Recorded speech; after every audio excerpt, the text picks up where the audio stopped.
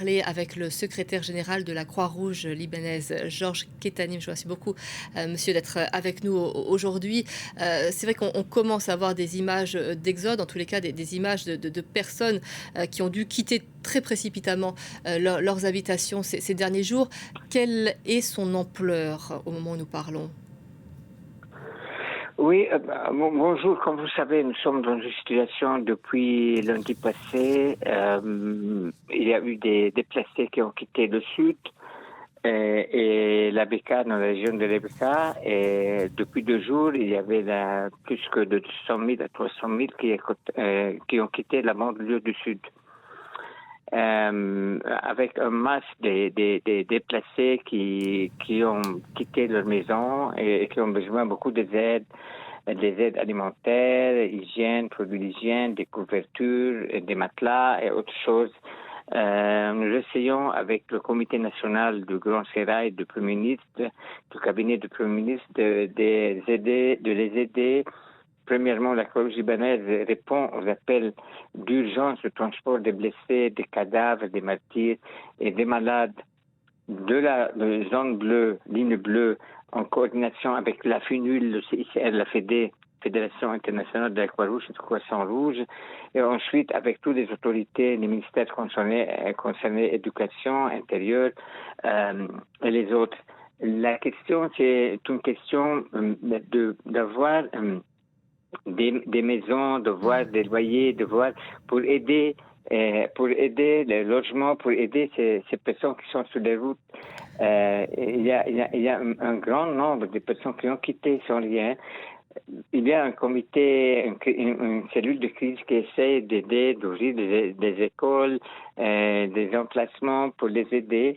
Et il y a la question avec le ministère de la Santé, la question des médicaments chroniques, consultations, vaccins et autres choses. Oui, on comprend Oui.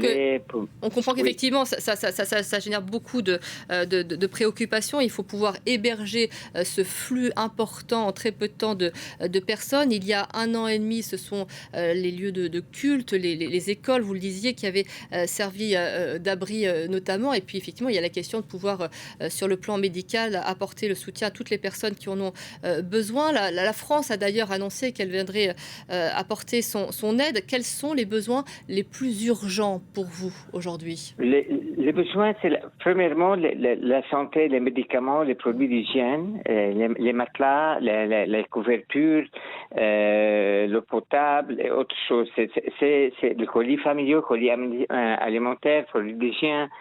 C'est ce que la famille a besoin pour continuer à vivre et à préserver leur dignité.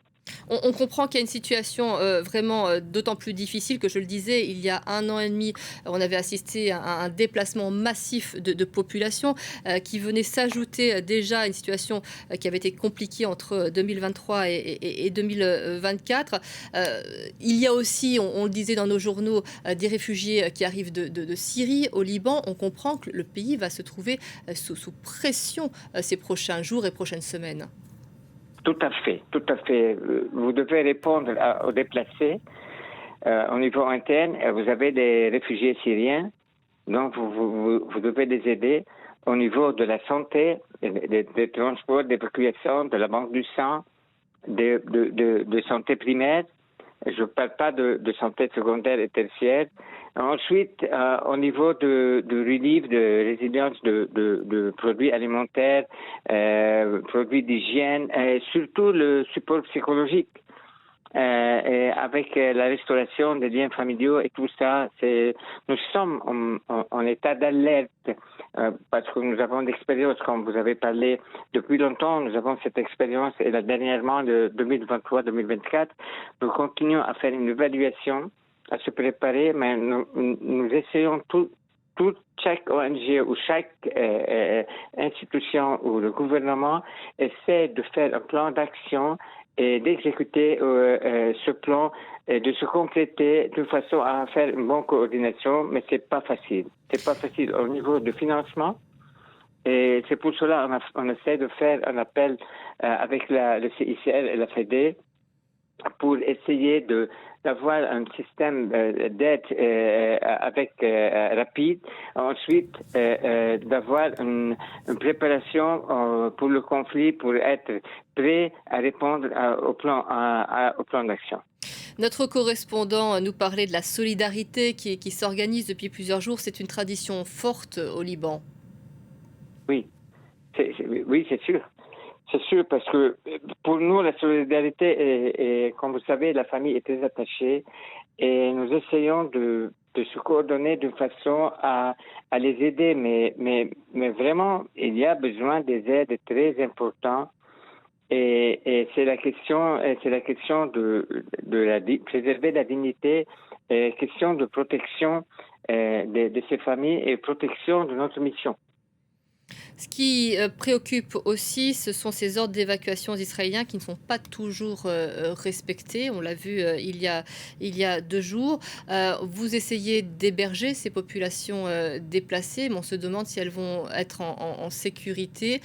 On craint, quand on voit la détermination d'Israël à éradiquer le Hezbollah, que des lieux d'abri soient frappés par ces raids.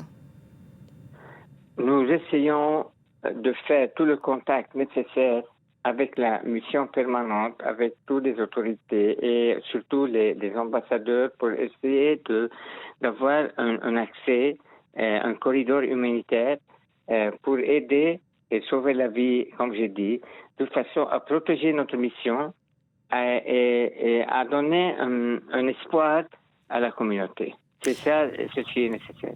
À la communauté, puis on sait aussi qu'il s'agit de veiller à la protection du personnel humanitaire. Tout à fait, tout à fait.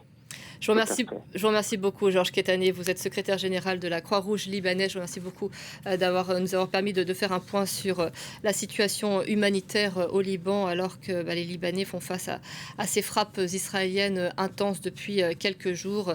Volonté de l'État hébreu d'éradiquer Hezbollah pendant que le régime iranien est affaibli par d'autres frappes. On apprend d'ailleurs à l'instant que des explosions importantes ont été une nouvelle fois entendues dans la capitale Téhéran, en Iran, mais aussi un peu partout dans le pays. Israël avait annoncé une nouvelle phase militaire pour faire tomber le régime et l'affaiblir.